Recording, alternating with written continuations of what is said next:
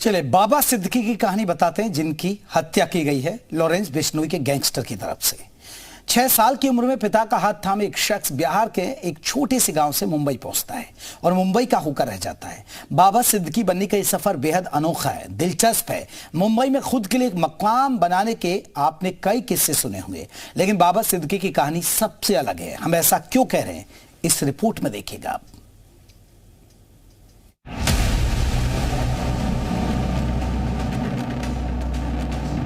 बिहार के मांझा से मुंबई तक का सफर, सुनील दत्त से संपर्क, खुल गई किस्मत। मुंबई ने दिया मौका, बन गए सिद्दीकी बाबा। सत्या फिल्म का एक मशहूर डायलॉग है, मुंबई सबको मौका देती है, मौका सभी को मिलता है। एक ऐसा ही मौका बिहार से आए एक शख्स को मिला, जिसने पूरे मुंबई में अपनी पहचान बनाई और बन गए बाबा सिद्दीकी।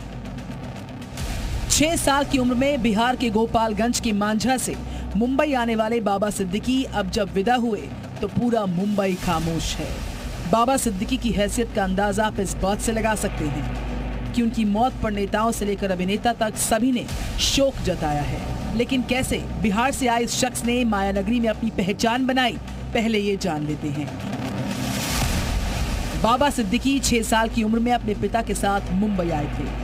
बाबा के पिता मुंबई में घड़ी बनाने का काम करते थे। बाबा की शुरुआती पढ़ाई लिखाई मुंबई में हुई। उन्होंने MMK कॉलेज से ग्रेजुएशन की पढ़ाई की। इस दौरान बाबा छात्र राजनीति में सक्रिय हो गए। बाबा सिद्दीकी शुरू से ही कांग्रेस से जुड़े रहे, लेकिन सुनील दत्त से मिलने के बाद उनकी किस्मत बदल गई।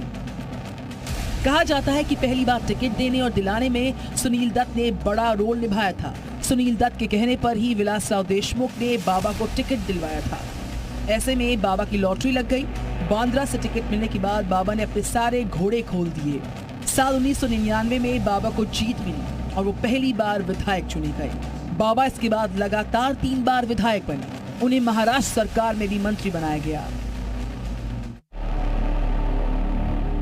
दरअसल दाऊद को डर था कि अनीस इब्राहिम इस धंधे से होने वाली पूरी कमाई उसे नहीं देगा और भाई होने के नाते वो उसे कुछ कह भी नहीं पाएगा। लिहाजा उसने छोटा शकील को यह धंधा सौंपा। साथ ही उसने मुंबई की एक मशहूर हीरोइन से कथित तौर पर शादी भी की।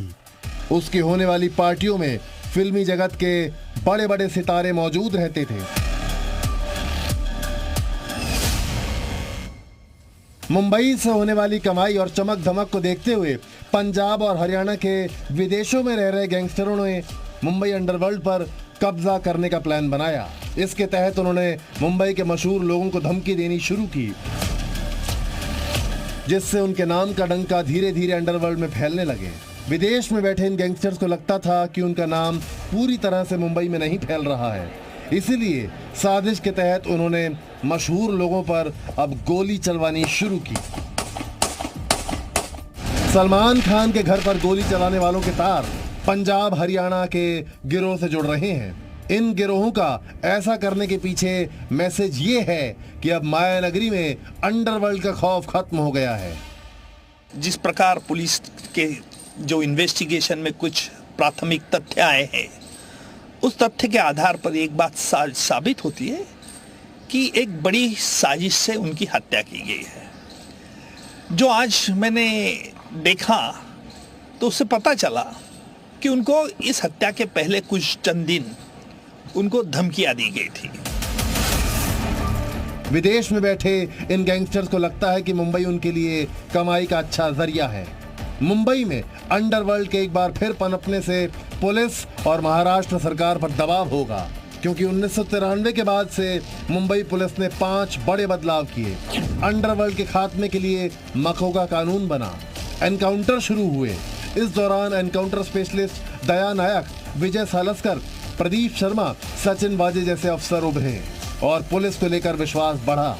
पुलिस ने खुफिया सिस्टम में बदलाव करते हुए कम्युनिकेशन सिस्टम को मजबूत किया। कुछ ही पल में विदेशों में बैठे माफियाओं की योजना का पता चलने लगा। अंडरवर्ल्ड को मदद करने वाले लोग नजर में आने लगे।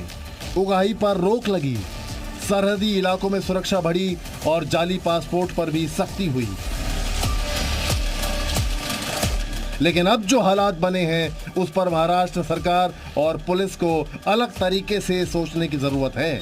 बाबा सिद्दीकी की हत्या के पीछे बड़ी साजिश की आशंका है और मुंबई में अंडरवर्ल्ड के सफाई के लिए कड़े कदम उठाने की जरूरत है। कहीं ऐसा ना हो कि अंडरवर्ल्ड एक बार फिर मुंबई को अपने खौफ के जद में ले ले। दिल्ली से प्रमोद शर्मा के साथ मुंबई से अश्विन